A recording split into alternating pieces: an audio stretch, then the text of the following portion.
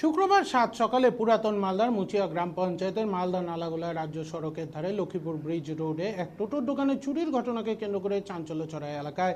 জানা যায়, প্রতিদিনের মতো গতকাল রাতে দোকানের মালিক দোকান বন্ধ করে বাড়ি যান। তারপর এদিন সকালে দোকান খুলতে আসেই দেখেন যে তার দোকানের গেট ভাঙা পড়ে রয়েছে। তারপর দোকান মালিক গোপাল সরকার দোকানে ঢুকতেই দেখেন তার 5টা ব্যাটারি চুরি গেছে। খবর দেওয়া হয় ভিলেজ পুলিশকে।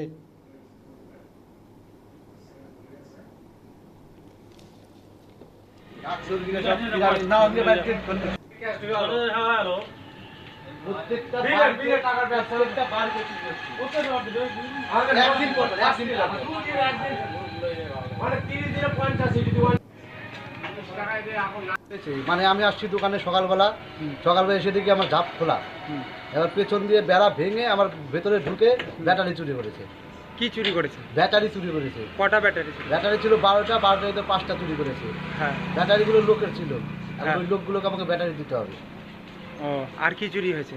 ব্যাটারি চুরি হয়েছে এখানে। আর এখানে প্রতিদিনই কম বেশি এখানে ওখানে চুরি হয়, ব্যাটারি চুরি হয়, কারো বাড়িতে টোটো চুরি হয়। কি চাইছেন? পুলিশকে জানিয়েছেন? আমি চাচ্ছি প্রশাসন যেন এর একটা ব্যবস্থা করে, হ্যাঁ। কারণ এটা না করলে চলতেই থাকবে।